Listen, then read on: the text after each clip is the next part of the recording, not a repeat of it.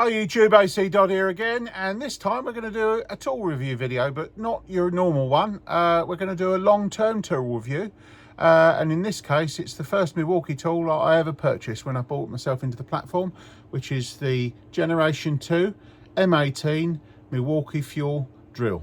So let's get into it. Now, normally when I do a tool review, I like to get into the tools and actually use them and make sure that they actually perform and do what they're supposed to do. Milwaukee make many claims on their power tools, and everything I see from what Milwaukee say is actually true. So this video is not going to contain me drilling holes through things and loading the drills up until smoke comes out and all the rest of it. That's not what it's about. What this is about is me telling you about the experiences of using this drill, and we'll also talk about the Generation 3 drill, which I've also got as well, just to give you an idea of how they perform and the differences between the drills. Certainly in the last 5 years that I've had this one, and in the last couple of years that I've had the next generation version, because they are different. And if you want to understand differences and how they perform and all the rest of it, please stay tuned, because this video is going to give you some information that I certainly know that other tool review videos haven't done.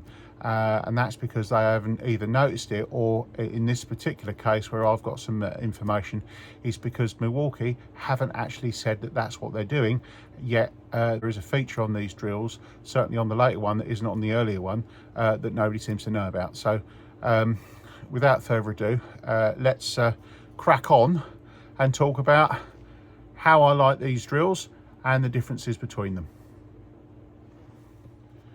Now, of course, tool experiences for people vary because it depends on the work that you use them for. So my line of work is not building, so I certainly don't use these for putting in thousands of screws, busting holes in brickwork and using great big hole saws and all that sort of stuff. I use these in and around my workshop for day-to-day drilling and cleaning tasks. Okay, I also use them for slow speed feeds on my machine tools, things like that. So I wouldn't class my use as heavy, 24-hour continuous arduous use. I would class my use as quite light duty, but in some cases I would take the tool up to its maximum rated capacity. So for example, I've also done some log splitting with this, using a log splitting cone. So I'll just put the picture in now so you can actually see what I mean. And this is a task that this drill performed admirably. Obviously I didn't use it like it is now. I had the handle on the side because you're using this drill in its maximum torque condition. So and what I mean by that is you're in bottom gear, you're in full torque mode, which is the drill mode, so you get the absolute maximum turning force out of the drill, and then obviously you use it into the logs and obviously split them.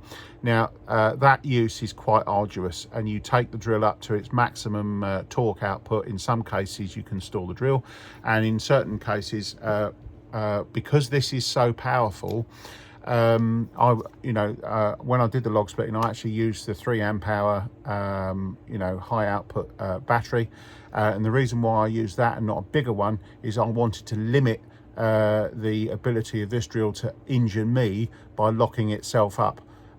So when I was actually doing log splitting, I actually held this by my waist and wedged it against my body because of the torque output of this particular drill. Milwaukee claim 135 Newton meters maximum torque, which is about 100 foot-pounds. So you need to hang on to this when you're in low gear, and that's one of the real boons of this particular model, is the sheer turning force that is available on this drill is amazing, to the point where certain applications I certainly don't fit a larger battery, because that would even potentially push even more torque.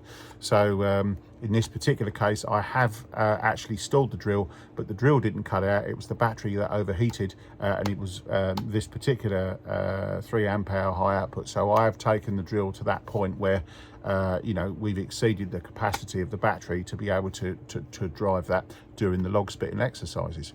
It performs the task admirably, and you know, is a testament really to the sheer output of this particular tool.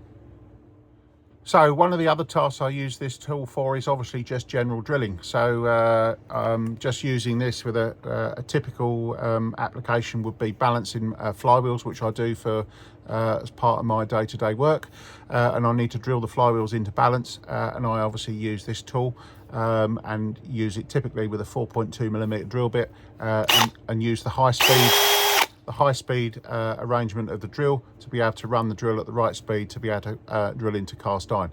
Now I'm typically drilling 3/4 of an inch, maybe an inch deep in holes in the flywheels to bring them into balance, but this is a task that this drill finds very easy, so there's no load on it, very simple, and again I would use, as I always recommend with these tools or this particular drill, just a 3 amp high output battery works perfectly well. So it's not all plain sailing. So there are some things to the drill that I do find frustrating on this Gen 2, and one of the ones is this particular model is fitted with an electronic clutch. So the clutch control on these drills, or a traditional drill, would be a mechanical slipping type clutch that you would obviously set the number, and then it would reduce the torque and the motor would slip, so it reduces the available torque to the chuck, which is typically used for putting screws in and going to set depths and things like that. It's a very good feature, but on this particular drill, this doesn't use a mechanical system. This uses an electronic setup. And whilst in principle it works, I certainly personally found it difficult to use, purely because what it doesn't do is take into account the inertia of the rotating components. So although electrically cutting the power, the mechanism inside would have energy stored in it while it's rotating, and it would continue to drive the screw, for example, a little bit further, depending on how fast you pull the trigger. So the control for me just wasn't there. Some people get on with it. You know, I'm not saying that this particular feature is you know, particularly bad. It's just that I wasn't used to it, and it's not something that I find particularly useful. In other reviews that you've seen online, other people also comment on the fact they didn't necessarily like the electronic version, so much so that when Milwaukee brought out Generation 3, they reverted back to a mechanical clutch. So that might tell you that they obviously listen to feedback and they obviously act on it. The second thing about the clutch on these particular electronically limited models is that whilst you've got the clutch setting on a high setting, say like number 10 for example, when you pull the trigger, the drill responds normally. When you turn it down to the lowest settings,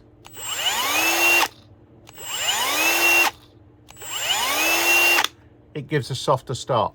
Now, a slower start. So again, not a bad thing, I just found that frustrating, all right, compared to what I wanted, which was, you know, I wanted to control the speed by pulling the trigger rather than the machine trying to do it for me. So just again, something that I found a little bit frustrating.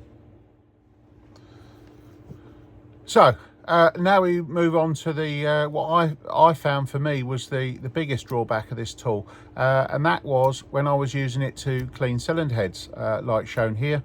What we would actually have is during continuous running, the drill would get very, very hot, okay? And you know, when you actually look at the drill and you look at the cooling slots available on this drill, they are very, very limited. So all we've got is a small slot at the back on both sides, and a very limited air path for actually getting air through. So if you were just drilling and putting screws in and things like that, sort of intermittent use, that would be fine.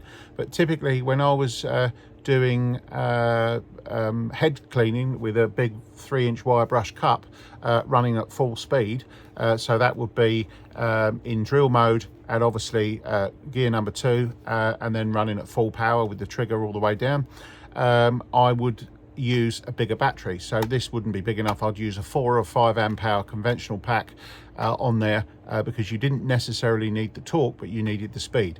So and because you're continuously running, you're using a lot more energy, because you've got the trigger on all the time, and this would cause the motor to get hotter than I was happy with.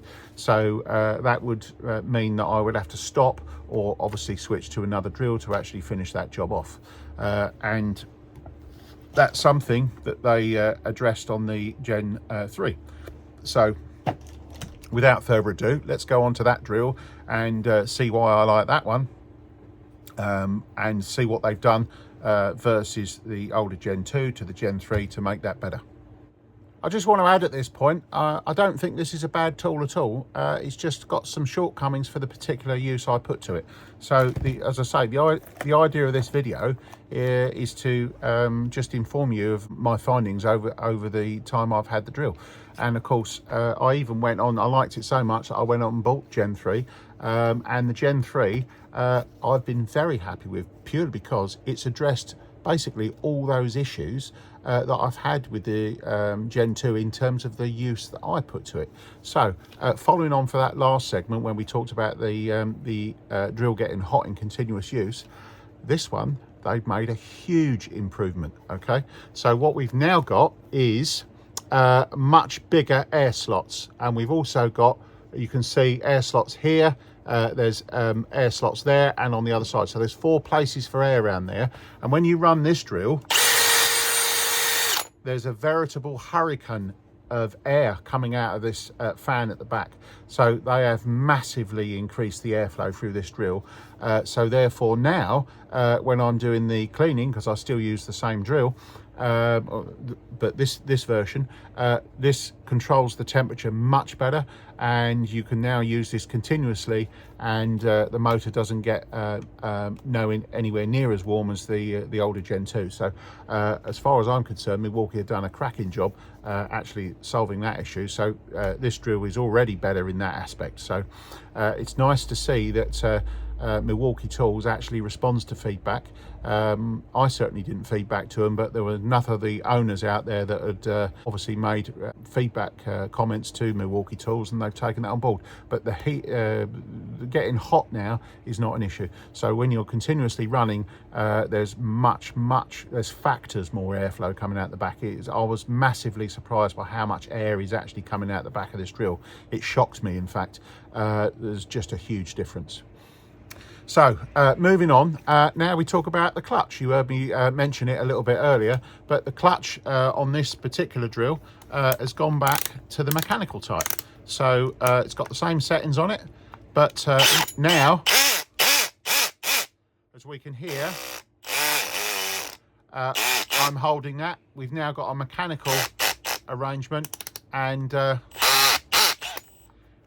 works very well. So again, I was used to using that, and a lot of people are, so the mechanical system I find works a lot better.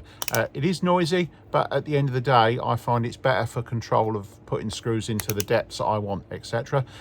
So yeah, again, big boon for Milwaukee there for actually fixing that as well, as far as I'm concerned, because this makes this drill a lot better.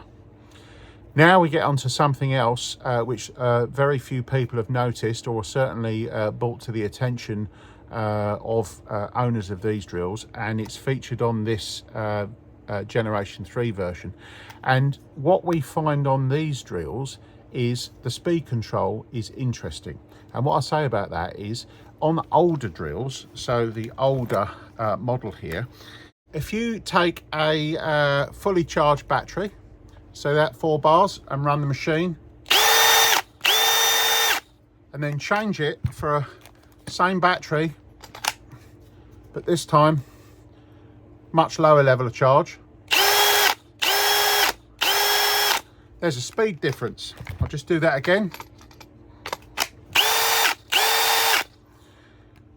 That's on the older drill. Now if you do the same with the newer generation,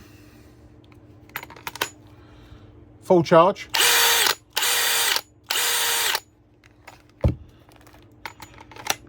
much lower level of charge. again, look at the bars, yeah, same speed. And that's the difference. So this Gen 3 drill will maintain its speed all the way down to when that battery stops. So the first time I noticed that was when I was cleaning a cylinder head, and I was just thinking to myself, I thought, wow, this drill just keeps going.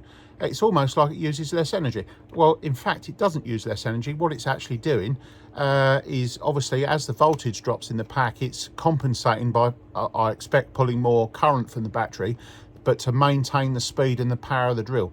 So actually, the first thing I knew about that the battery had gone is my drill cut out, and I thought, oh, perhaps I've overheated it. But in actual fact, when I looked down, my battery pack was flat, and I had one bar that was just flashing.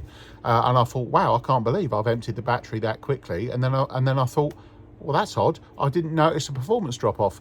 And this drill has circuitry in it which enables it to maintain its maximum power all the way back down to that battery is flat.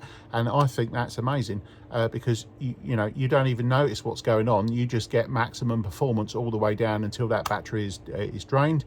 Clearly, all you need to do, swap the battery, put on a fresh charge one, and away you go. So the reality is that is an amazing difference, and it's certainly one that nobody seems to have brought to anybody's attention. So again, massive boon to Milwaukee there for actually bringing that out and putting that technology in. I also notice it in other drills. So their new compact M18, for example, has that, and that's not a fuel tool, so that has the same technology in it, which I think is fantastic, because what it does mean is you can do the same work for the whole battery life, the whole battery charge, and you don't notice any degradation in performance. So yeah, fantastic change to circuitry, and obviously enables you to work hard through the whole of the battery charge. Okay, so that performance with the maintaining the full performance all the way down on the battery, I would assume comes with a downside, and it does. And what I've noticed is this Generation 3, if you use the smaller Milwaukee M18 batteries, so here's an older 1.5 amp hour battery, it's got 2 bars on, just listen. And what you'll find is this Generation 3 won't run cleanly with that, because that technology is clearly sensing that battery hasn't got enough of a voltage under load to actually maintain that circuitry to push the current through the battery, through the drill, to make that drill run at the right speed. So if we take that off and we put it on the previous generation,